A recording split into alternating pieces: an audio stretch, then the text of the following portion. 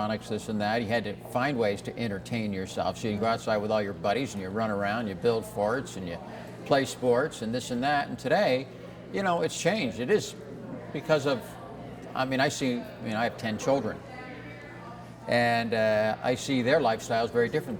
You know, they live on computers, they live, you know, a more sedentary lifestyle.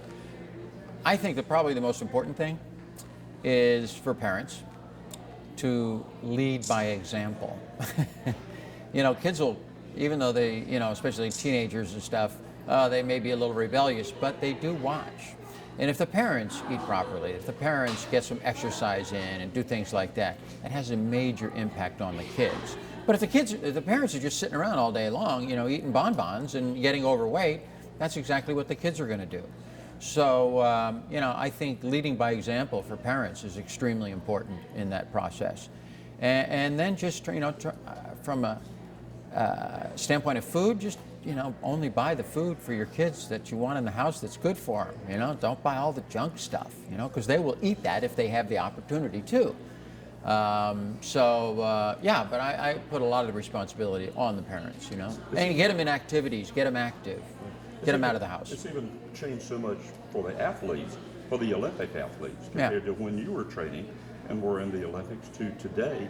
I mean, the whole lifestyle's changed. Even how athletes train today is different than what it used to be. Well, yeah, there's a lot more technology in athletics today than when I was competing back in the 70s.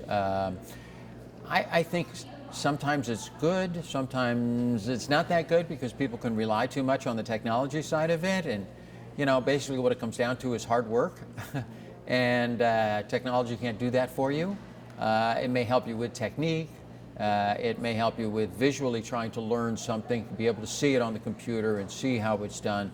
Those are all good things. But the bottom line is, you got to do the work. And that's the most important thing. I don't think, to be honest with you, back in the 70s, if I had all the technology and things that they have today, I don't think I would have scored any more points than I wound up doing. But I was different in a lot of ways. I was very self-motivated. And you know, I worked just very hard at it for, you know, I was in the sport for 12 years. The last 6 years, basically, that's all I did. But I trained 6 to 8 hours a day, every day, 365 days out of the year, you know. I put my time in. You're looking good. So how do you stay in shape? Not, I guess, competitive athlete-wise right now. But I mean, you've not let I haven't won anything in 35 years. The obesity problem has I haven't not won affected any. you. Besides a few skins with my friends, it's kind of the only thing I've won in the last 35 years. Well, but how do you stay in shape? No, I eat properly. I'm not a big eater. I never have been. I watch what I eat. But I get exercise in. I'm an avid mountain biker. I mountain bike all the time. I really don't. I lifted a lot, but I don't lift that much. But primarily mountain biking. I figure my heart and my lungs are the thing that's going to keep me alive, not the size of my biceps. So I do that, and you know, I think it leads a good example for my kids. But all my kids work out. Yeah, I mean, they all work out. They train. Some of them have trainers. They take it very seriously. How do you put up with all the publicity and stuff that you've received over the years, and now with this new chapter in your life with the Kardashians, going from an athlete that received so much attention when you were competing in the Olympics to being a celebrity? You yourself. Well, you know, right after the games, I knew things changed pretty drastically. I went out there and was doing kind of the same thing I've always done, but you know, some cameras strategically located in the stadium and bringing that experience to really billions of people around the world. Yeah, it's kind of shocking to see the impact of television and the impact that it has. But also that day I retired. And I knew I was going to retire. That was going to be my last meet. So once it was over with, I thought, okay, I got to learn a craft. You know, I got to learn something here. I didn't even have a job at that point. And so television was offered to me. And I said, all right, so let's just learn this business.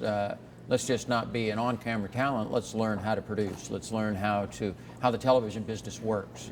And so in 4 years from now, when you know the next Olympics and the next name comes out, I'll keep my job because I'm good at what I do.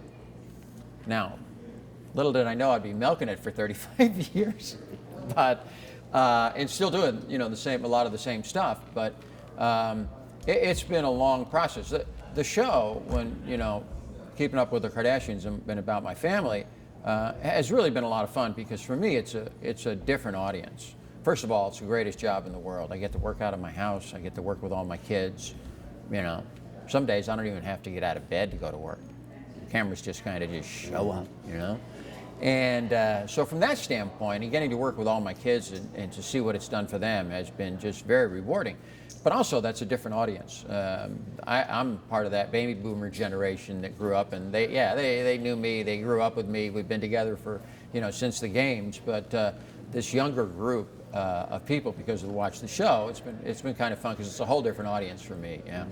But you are still working, and including like today, Yeah. here to Brunswick County. Tell me about the program that you speak about and Yeah. you offer when you do make these trips out. Well, you know, today I'm here for Brunswick Community College. We're doing a fundraiser, raising some money for scholarship programs for the school, which is, it's great how the community has supported this school. And hopefully we'll continue to support the school because education obviously is extremely important. So today's kind of a fun one for me. I would say 80% of the things I do are corporate groups, sales groups, management groups, things like that. And what is the message that you give these people that come to your presentation? The bottom line is I try to get people to believe in themselves. You know, I didn't grow up thinking that someday I'll stand on top of a platform in the center of the Olympic Stadium. You know, it was a long journey, a long process. And I kind of take, but the more I got into it, the farther I reached down into my soul, you know, I found something there. And kind of going through that process, I realized that we all have that ability to overcome tremendous obstacles in our life. Everybody does. Now, some people do, some people don't. But we have that ability. It depends on how far we want to reach down into our soul. I call it finding the champion within and bring it out. So that's what I talk about. It's really more about personal development than it is anything else.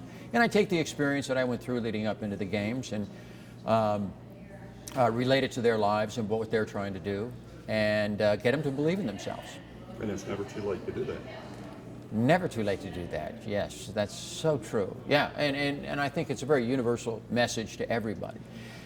You know, because we all have obstacles in life. You know, we all have things that are thrown out in front of us, and it's how we handle that. It's how we deal with that. It's how we believe in ourselves to overcome those obstacles. This is by far the most important thing. Mr. Jenner, just one question, because I know you probably want to eat breakfast, but It's quite all right. what do you think of, you know, girls in their 20s being fans of you, and then their moms being fans of you? I'm reaching out to all generations of women nowadays with your show. Yeah, you know, when we started doing the show, like 3 years ago, 4 years ago, whatever it was now, I don't know. We're right in the middle of shooting season 6. That's why I got to get back tonight. But originally, the concept of the show, and I talked to my wife a lot about this. It is a family show. It's a show about this very large family. I don't even show all of them, really. It's primarily around my 3 stepdaughters. But I have 10 children altogether. That's only a few of my, I still got other issues and other things that I deal with that you don't even see on the show. But I want it to be about a family, a very tight-knit family. And like any family, we have issues. We have a lot of women that have a lot of issues and a lot of things that they're dealing with. So, and we deal with issues that, you know, all families have to deal with. And if in doing that, and if we can relate to people on how we deal with these things and about what we do and about dealing with the girls and the issues that they have, I think people can always relate to that. And that's what I like about the show is, you know, I mean, we've dealt with everything from, you know, Kendall starting her period to, because every family has, if you got girls, at some point, that's going to come up. How do we deal with this? And so yeah, we deal with all those family issues, and the girls are funny and a lot of personality, and you know I couldn't be more proud of my girls. They're, you know, they say, are they reality stars? Are they, you know, what do they actually are? You know, they're actually businesswomen, and very smart businesswomen. They have that good Armenian work ethic.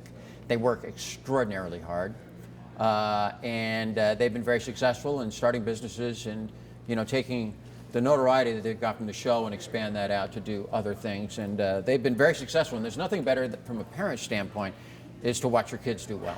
You know, I mean, that's what we grow up and we raise our kids so our kids can go out there and do well, you know. Only one thing better, watch them out earn you. And then he said, yes, I did something right here. Yes, yes, my kids are doing great. Yeah. Very good. Thank you so much for your time. Do you think, or you finished, Bob? Or did you? Yeah, I finished. I was wondering if we could get a picture for our